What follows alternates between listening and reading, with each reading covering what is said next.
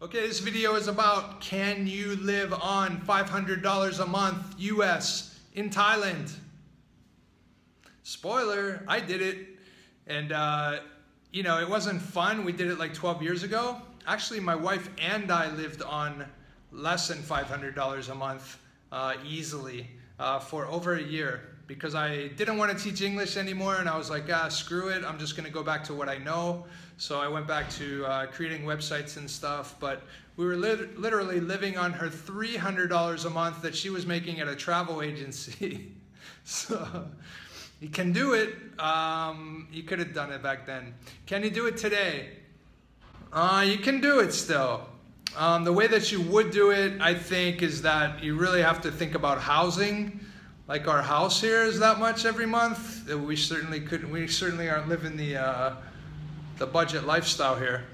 But can you do it in like a nice city like Krabi, or could you do it on Koh Samui, or could you do it on Koh Phi Phi, or Koh Phi Phi? You might even be able to do it.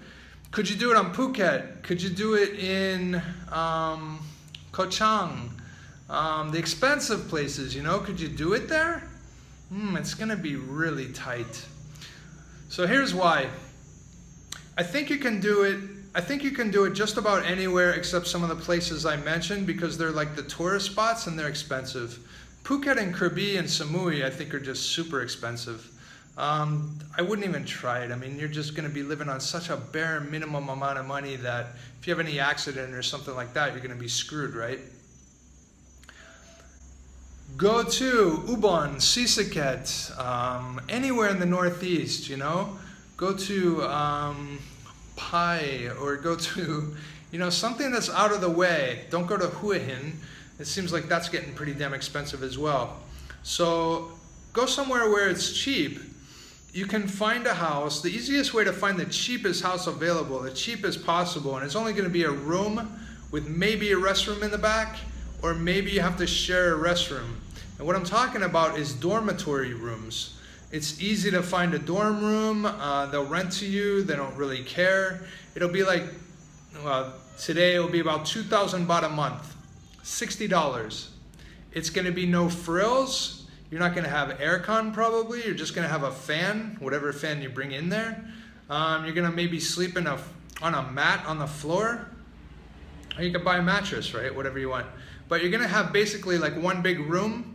And in the back, you may have a toilet. You may have to go outside. Some of the other dorm rooms that I knew about, the kids had to go outside and share like a row of like five toilets and showers as well. So they had to go out there to shower all the time. So yeah, $60 a month for your housing. That's one way you're going to be able to afford it, is just, you know, save a lot on housing. Wait a second while I wipe my face with underwear. I'm standing here in no air because I got to get the sound right on this thing, right? $60 for a room. How much are you going to pay for electricity? For a whole house, 4 of us, we pay 2,400 baht a month on average. Even less on average, I guess. Wait, I don't want to shut this off. Even a little bit less on average. So on average, we're paying about 1,900 baht a month. It's another $60. That's for a whole house. That's with 4 bedrooms. That's with the aircon running almost consistently all day, every day. At least one of the aircons is running, because I'm here working, or we're sleeping. And when we're sleeping, even sometimes 2 of the aircons are running. So that's a lot of electricity. You're not going to spend anywhere near that for one person. You shouldn't.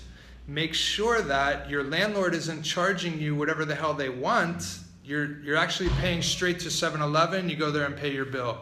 And that way you're only getting charged the 12 cents per unit of electricity, which is pretty cheap for Thailand. And that's the way you have to do it for electric. Your electric bill should be around less than 1,000 baht, I would think.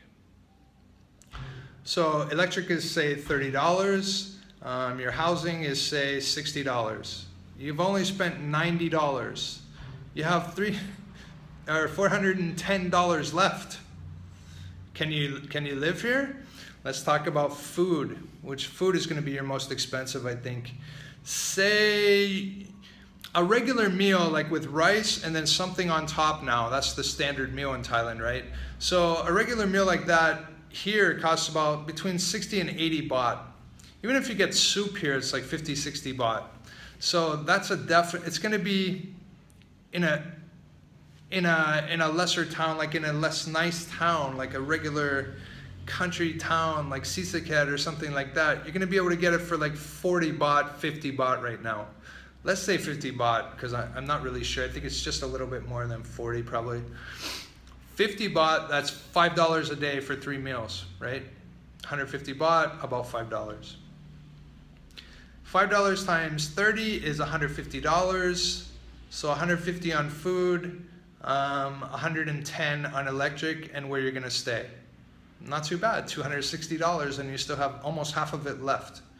What else can you spend money on? Transportation. If you get a motorbike, it's really super efficient, super cheap. You can spend like 200 baht a month just on gas and get away with it after you buy a motorbike. So buy a motorbike and do it that way. I mean, it's not, man, this thing is just a bummer to use. Anyway, do it that way so you're not spending money on taxi, or you can walk around if you want. Get a bicycle if you want. It's dangerous on the roads. A motorbike is actually a little more safe once you get to know how to use it. I'm going to do a video on that shortly. What else could you spend money on? Emergencies. You know, you should have some money in the bank for an emergency. Don't come to Thailand thinking, oh, I'm going to live on 500 a month, and then just hope that nothing goes wrong, because shit goes wrong all the time. You know, something will happen and something will go wrong, and you'll have to spend, you know, a lot of money out of your pocket. Maybe you bump the motorbike into somebody's car. Maybe you like inadvertently like run somebody off the road and they fall on the motorbike or something. I mean, anything could happen, especially on the roads. What else could you spend money on? Water. We spend for a whole house and for 4 people and 8 showers a day, every day. That's 240 showers a month. Plus we wash the car, plus we're doing wash every day, like clothes wash. Total, we spend $12 a month on water. So it's negligible, right? So yeah, those are the major things that you're gonna spend money on. You may have emergency, you may have something you have to pay. You should actually have some money in the bank for sure, or else you're gonna get screwed at some point. So make sure you do, be careful about that. Smoking and drinking, you know, that's up to you. You know, surely it's not going to cost a kid another half of the $500. I guess it could. So yeah, you can make it here on that. You shouldn't really have to, because there's plenty of ways to make easy money here, you know, especially with the internet now. And a lot of people are doing teaching online, so they're making like 500 baht an hour. You should really try that.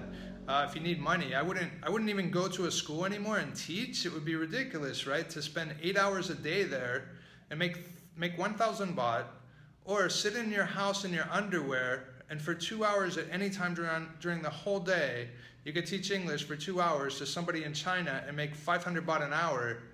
It just doesn't make any sense, you know, to go to schools anymore, unless you want the connection with kids and stuff, which is, you know, can be cool, and a lot of people need that or want that. So that's my take on it. Yes, you could definitely do it. We sort of did it in the past. As I said, you know, we lived on 9,000 baht, $300 a month we lived on. And yeah, we did it for over a year. Can you do it now on 500? Yeah, absolutely. One person, you can do it. It's not going to be fun, I don't think so much, but yeah, you can do it. And probably a lot of you should do it, you know, just to get out and go do something else with your life. Yeah, your pension's $500, but you can make, why can't you make another 500 easy, you know, to teach English just a few hours a day, 2 hours a day. You'll make $1,000 a month. Makes sense, right? All right, hope that helps some people. And if you have any questions, leave them in the comments. Thanks.